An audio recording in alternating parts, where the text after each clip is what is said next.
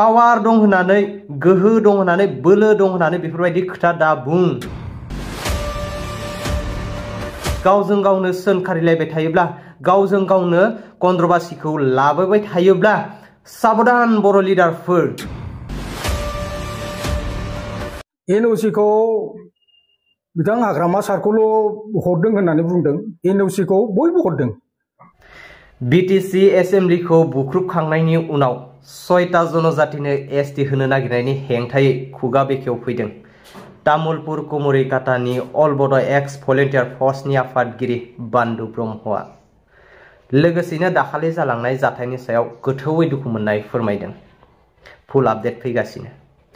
अब्ला मानगोनां रायजोफोर, नोंथांमोना नैबे भिडिअ क्लिपखौ बयबो नायनानै लाग्रो। बिटिसिनि गाहाय गोरा दैदेनगिरि CEM हाग्रामा महिलारी सारा माबायदि खोथा बुंदों? মোক কি কৰিব বিচাৰে খৰ ভাঙাই দে আৰু মোক মাৰিব বিচাৰিছে নাকি যোৱাকালি। একবাৰ হাত দিব দিয়ক না, একবাৰ হাত দিব দিয়ক। बर' स्टुडेन्ट्सफोरजों चेलेन्ज नांदों, ट्राइबेल स्टुडेन्ट्सफोरजों चेलेन्ज नांदों। दाखालि जिखिनि एसे एनै बुफाय बुसि बुख्रुब बुसि जानानै थांबाय, वो ट्रेलर है भाई, ट्रेलर और पिक्चर बाकी है। इंटरपेल आने का पहले क्या होने वाला है अच्छे से सर्च लेना। नोंथांमोना दिनैहाय ट्राइबेल यूनिटी स्टुडेन्ट्सफोरनि बिग्रायनाय जांख्रिखांनायखौ एकदमबारे भेलुलेसआव दोनथारदों। दिनैहाय नोंथांमोना राजनितिकनि कालार फोनै फोनै सोरखौबा सोरखौबा आसि थुयै थुयै सोंखारिबाय थानायखौ नुनो मोन्दों, मुं सुबाय थानायखौ नुनो मोन्दों। जुदि नोंथांमोना फैबाय थानाय समफोराव बे एखे रोखोमैनो सोलिबाय थायोब्ला, बे एखे रोखोमनि सिटुएसनावनो सोलिबाय थायोब्ला, गावजों गावनो सोंखारिलायबाय थायोब्ला, गावजों गावनो कन्ट्रभार्सिखौ लाबोबाय थायोब्ला साबधान बर' लिडारफोर। दाखालि जाखिनि एसे एनै बुख्रुब सुख्रुब जादोंमोन बेनिख्रुइ डाबल गिदिर मोनसे हांगामा जागोनखौ आं नुहुरदों आरो जागोना फाइनाल। दानि जिथु इयुन जेनेरेशननि गथ'फोरा गासैबो जन्मनिफ्रायनो एडभान्सखा। दिनैहाय मावनो रोंबाय, दांनो रोंबाय, फिउचार्सनि खोथा साननो रोंबाय, बुजिनो रोंबाय। दा बे समाव नोंथांमोननि राजनितिक मुलाम्फानि ड्रामाखौ नायबाय थागोन नामा? पावार दं होननानै गोहो दं होननानै बोलो दं होननानै बेफोरबायदि खोथा दा बुं। एसेबां थै दंमोनब्ला दाखालि जाथाय जानाय दिना नोंथांमोना मानो खिबाव खि लानानै बबे गरं सिङाव हाबसोना थाहैनाय नोंथाङा? एनअसिखौ बिथां हाग्रामा सारखौल' हरदों होननानै बुंदों। एनअसिखौ बयबो हरदों।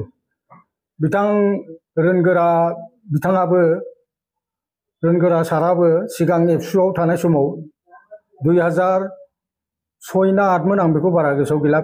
एबसुनि दुलाराय बर' फरायसा आफादनि आफादगिरि जानाय समाव बिथाङाबो माने थाखानाय ट्राइबेलफोरा जेबो खहा जायाबा गुबुननो ट्राइबेल होनायाव जोंहा आपत्ति गैया होननानै बुंखादोंमोन। बेनिफ्राय बिथां प्रमद बर' साराबो बुंदों, इउजि ब्रह्म साराबो बुंदों। गतिके जोंनि लिडारफ्रा गासिबो बे खोथाखौ बुंदों। आरो दा जोंहा जिथु बिटिसिआव मोननै रिजनेल पार्टि दं, बे मोननै रिजनेल पार्टिनिफ्राय एमएलए, एमपि, केबिनेट मन्त्रि दंजोबो। बिथांमोना खौसे जालायनानै बे जिनिसखौ आसाम एसेम्ब्लियावनो प्रटेस्ट खालामनो हायोमोन। दा बाहाय सोरबा मोनसेल' हानजा बा माबाखौ लालायनानै बुंनाया थिग जाया। हाग्रामा साराबो हरदों, प्रमद साराबो हरदों, इउजि साराबो हरदों, बयबो हरदों, बेखौ बयबो मिथिखागौ आरोखि। दा बेखौ जों गुरै खावलायो, पलिटिकेलाइज खालामलायालासिनो, पलिटिक्सनि माबाफोरखौ लाबोलायालासिनो गावजों गाव मोनसे अनलायनानै जोङो बे बिटिसिखौ इसिबां खस्थ', इसिबां हाजार हाजार मानसि, लाख लाख, कौटि कौटि धन सम्पति धंस जानायनि उनाव माने सोरजिनाय बे बिटिसिखौ जों आदोरै लाखिनांगौ। आरो इउनिभार्सिटियाव जायफोर फरायनाय गथ'फोर बिथांमोनानो बै माने जोंनि बिटिसिखौ साजायनांगोन, बिथांमोनानो लाखिनांगोन, मोजाङै मोजां साजायनानै बिथांमोनानो बेयाव सालायनांगोन, बिथांमोनानो बेयाव साख्रि मावनांगोन, बिथांमोनानो जोंनि बिटिसिखौ सालायनांगोन। अल बड' एक्स भलन्टियार फर्सनिफ्राय माखासे जोङो दुखु फोरमायहरनो सानदों। दाखालिनि जिथु जाथाय जालांबाय, बे जाथाया खोब आनफर्चुनेट, दुखुनांथाव।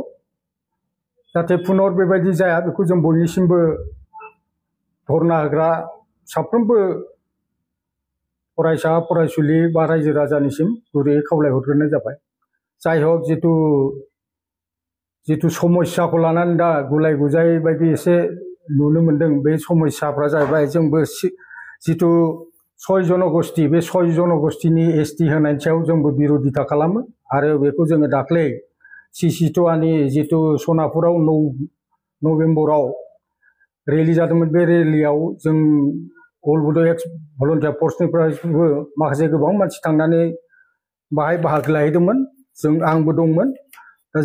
जाय हक जोङो 6 जनगोष्ठीखौ एसटि होनायनि सायाव जों अल बड' एक्स भलन्टियार फर्सआ गोख्रोङैनो जोङो बादा होयो। खारन थाखानाय 14टा जाय माने ट्राइबेल एसटि दंखायो, बे एसटिनि खथाया जोंहा 10टाल', 14टायाव 10टाल'खा। आरो बेयाव मोनद' जनजातिखौ बे माबाखौ कमिउनिटिसखौ होयोबा जोंहा गोबां खहा जायो आरो बिसोरो जौगाखानाय हारिखा आरो बिसिनाव क्राइटेरिया गैया। जितु एसटि जानो थाखाय मोनबा क्राइटेरिया नांगौ, बे मोनबा क्राइटेरिया बिसिनाव मोनसेबो गैया। दा बे हिसाबै बेखौ जों आसाम सरकारखौ जों गोख्रोङैनो खावलायहरो, बबे माबाखौ लानानै डाटा बा बबे प्रभिजनखौ लानानै बबे क्राइटेरियाखौ लानानै बिथांमोननो माने एसटि होनायनि सायाव सावरायदों। दा जाय हक बिनि सायाव जोङो गोख्रोङैनो माने प्रटेस्ट खालामहरखायो, जाहाथे 14टा माने एसटि थाखानायनि अनगायै आरो पुनर्बाव बे 10टायानो जा बा मोनसेयानो जा मोननैयानो जा मोनसेबो माने एसटि होनायखौ जोङो साबजाखाया। माने प्रभिजना जियानो जाया मानो जों बेखौ साबजाया, जों गोख्रोङै बिनि सायाव माने प्रटेस्ट होखायो आरोखि। दा जाय हक बेखौ लानानै दाख्लै मोनसे आनफर्चुनेटलि माने बिराद दुखुनांथाव जाथाय जादों 29 सनिबार खालि। जे बड'लेण्ड हायुङारि जिथु माने एसेमब्लि, बे एसेमब्लियाव माखासे माने गोबाङानो धरना होग्रा ट्राइबेल माहारिनि मानसिफ्रानो थांनानै एसे बुख्रुब खालामनाय जादों। बेखौ जोङो गोख्रोङैनो निन्दा खालामो आरो दुखु फोरमायहरो बयनिसिमबो। मानो होनबा जोङो बिटिसिखौ ओरैनो लेटारजों लाइजाम होनानै बा लामा बन्द खालामनानै जों बिटिसिखौ मोनाखै। बे बिटिसिखौ मोननायनि थाखाय साफ्रोमबो बर' माहारियानो बेयाव जरित दंजोबखायोमोन आरो गोबां खहा जादों। जोंहा हाजार हाजार मुंख्लं जालांदों, गावनि बेसेन गोसा जिउमाखौ बिथांमोना हारिनि नामै जाथिनि नामै माने उसुरगा होलांदों। हाजार हाजार बर' आइजोआ जिनाहारि खालामजादों, हाजार हाजार बिमा बर' माहारिया खाफालनि सिन्दुर खोमानानै लानो गोनां जादों। कौटि कौटि सम्पति सावग्लुं जाजोबदों, न' बां गारनानै हामा दैमा हाग्रा बंग्रा हर सान थानो गोनां जादों। बिनि बिनिमयआवसो जोङो बे बिटिसिखौ मोननाय जादों। जाय बिटिसियाव दिनै जोंखौनो जों खुंनो हानाय, बेंनो हानाय, फिसायैब्लाबो एसे खमथाखौ मोनदों, बेखौ जों आदर खालामनानै लाखिनाया मोजां। दिनै नोंथांमोना एसे नोजोर होयोबा नुयो, देबोरगावनि हायार सेकेन्डारिनि मोखाङाव गेटनि मोखां लामा बारनानै जिथु माने सेनेटारि दङ, बड'लेण्ड मुभमेन्टनि सेनेटारि, बे सेनेटारियाव जिथु मुंख्लंफोरनि थानसालि दं, बे मुंख्लंफोरनि थानसालिनि सेरजोंनो माने बड'लेण्ड इउनिभारसिटि थाङो। दा बे बड'लेण्ड इउनिभारसिटिया माबोरै सोरजिजाखो? बड'लेण्ड इउनिभारसिटिखौ बै मुंख्लंफोरनि थै गारनायनि सायावसो बे बड'लेण्ड इउनिभारसिटिखौ मोननाय जादों। बिटिसिखौ मुंख्लंफोरनि थै गारनानैसो, मुंख्लंफोरा थै गारनानैसो, बलिदान होनानैसो बे बिटिसिखौ जों सोरजिनो हादों। सोरजिनो बिराद गोब्राब, बेखौ फोजोबनोबा दान्दिसे समल' नांगौ। बेनिखायनो जों गुरै भलन्टियार फर्सनिफ्राय खावलायहरनाय जायो, जाहाथे पुनर माब्लाबाबो बेबायदि माने दुखुनांथाव जाथाय जाया। बयबो माने धरना होग्रा बिथांमोननिसिम जों खावलायहरो, जोंबो प्रटेस्ट खालामो जे रावनोबो 6 जनगोष्ठीयानो जा, सासेयानो जा, मोनसेयानो जा, मोनसे हारियानो जा, जाहाथे जोंनि 14टा माने ट्राइबेल माहारिनि अनगायै जाहाथे पुनर गुबुनै माने सोरखौबाबो माने माबा होआ, एसटि होआ, बेखौ जों सरकारनिसिम गोख्रोङै जोङो प्रटेस्ट खालामहरो। एनअसिखौ बिथां हाग्रामा सारखौल' हरदों होननानै बुंदों। एनअसिखौ बयबो हरदों। बिथां रोंगोरा बिथाङाबो रोनगोरा साराबो सिगां एबसुआव थानाय समाव 2006 ना 8मोन आं बेखौ बारा गोसोआव गैला एबसुनि दुलाराय बर' फरायसा आफादनि आफादगिरि जानाय समाव बिथाङाबो माने थाखानाय ट्राइबेलफोरा जेबो खहा जायाबा गुबुननो ट्राइबेल होनायाव जोंहा आपत्ति गैया होननानै बुंखादोंमोन। बेनिफ्राय बिथां प्रमद बर' साराबो बुंदों, इउजि ब्रह्म साराबो बुंदों। गतिके जोंनि लिडारफ्रा गासिबो बे खोथाखौ बुंदों। आरो दा जोंहा जिथु बिटिसिआव मोननै रिजनेल पार्टी दं, बे मोननै रिजनेल पार्टीनिफ्राय एमएलए एमपि केबिनेट मन्त्रि दंजोबो। बिथांमोना खौसे जालायनानै बे जिनिसखौ आसाम एसेम्ब्लियावनो प्रटेस्ट खालामनो हायोमोन। दा बाहाय सोरबा मोनसेल' हानजा बा माबाखौ लालायनानै बुंनाया थिग जाया। हाग्रामा साराबो हरदों, प्रमद साराबो हरदों, इउजि साराबो हरदों, बयबो हरदों, बेखौ बयबो मिथिखागौ आरोखि। दा बेखौ जों गुरै खावलायो पलिटिकेलाइज खालामलायालासिनो पलिटिक्सनि माबाफोरखौ लाबोलायालासिनो गावजों गाव मोनसे अनलायनानै जोङो बे बिटिसिखौ इसिबां खस्थ' इसिबां हाजार हाजार मानसि लाख लाख कौटि कौटि धन सम्पति धंस जानायनि उनाव माने सोरजिनाय बे बिटिसिखौ जों आदोरै लाखिनांगौ। आरो इउनिभारसिटियाव जायफोर फरायनाय गथ'फोर बिथांमोनानो बै माने जोंनि बिटिसिखौ साजायनांगोन, बिथांमोनानो लाखिनांगोन, मोजाङै मोजां साजायनानै बिथांमोनानो बेयाव सालायनांगोन, बिथांमोनानो बेयाव साख्रि मावनांगोन, बिथांमोनानो जोंनि बिटिसिखौ सालायनांगोन। सोमावसारनायाथ' जोंबोथ' सोमावसारग्रा, जोंबो आन्दलनजों उन्दैनिफ्रायनो जाबोनाय। सोरनि सोमावसारनायनि पलिसिया माबायदि बेफोरो गावबागाव मोनसे आइडिय'लजि थायो, बे हिसाबैसो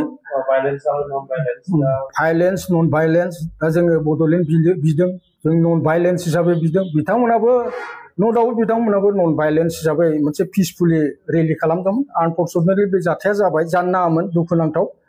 दा बेखौ सोरखौ सोर मा बुंनो, माने बिथांमोनखौ सोंखारियोबा जोंखौनो बुंनानै लानाय जायो। बेनिखायनो जाहाथे पुनर जाया बेखौ जोङो अल बड' एक्स भलन्टियार फर्सनिफ्राय जोङो गुरैयै खावलायहरो, जाहाथे जों सान्थि प्रिय भाबै जाहाथे भाइलेन्स जालायालासिनो सान्थि प्रिय भाबै सान्थि भाबै माने प्रटेस्ट खालामनो हायो, बेखौनो आं गुरैयै नोंथांमोननि मिडियानि गेजेरजों खावलायहरनाय जाबाय। मोनसे कमिटि दानानै होदों, बे कमिटिनि मोनसे जिथु प्रतिवेदन होनो, बे प्रतिवेदनखौथ' जों नुवाखै, बाहायबा मा मा लिरनाय दङ। जायखिया ओरैनो चिफ मिनिस्टार बिथाङा बुंदों जे ट्राइबेल संघजों रायज्लायनानैसो बे जिनिसखौ प्रतिवेदनखौ होनाय जादों होनदों। जा हक होबाबो जों बेखौ मानिनो हाया। आरो जोङो बेखौ जोंहा माने इउटिअबो दं, United tribal organisation of Assam. जोङो हाइकर्टआव थांगोन, हाइकर्टनिफ्राय जों सुप्रिम कर्टआव थांगोन। आरो जोङो आरजिआइ जिथु बे आरजिआइखौबो आरजिआइनि सायावबो जोङो केस होनायनि सिन्था खालामदों, जाय माने रेजिस्ट्रेसन जेनेरेल अफ इन्डिया। बिथांमोनाबो जुदि माइन'था होयोबा जों निस्सय केस खालामनांगोन, केस गेलेनांगोन। बेखिनियानो। बेनिखायनो आं दिनैनि बे नोंथांमोननि बे मिडियानि साजों बयखौबो सान्थि भाबै जाहाथे गुलाय गुजाय जाया, मिडिया बिथांमोनाबो जानला मोनला जाहाथे माने नंनाय नङै जानला मोनला जाहाथे फोसावा, बेनि थाखाय आं बयनिसिमबो गुरै खावलायहरनानै नोंथांमोननि मिडियाखौ आं साबायखर होनायजों लोगोसे आंनि प्रेस मिटखौ एसेयावनो फोजोबनाय जाबाय। जय बड'लेण्डनि गोजोन।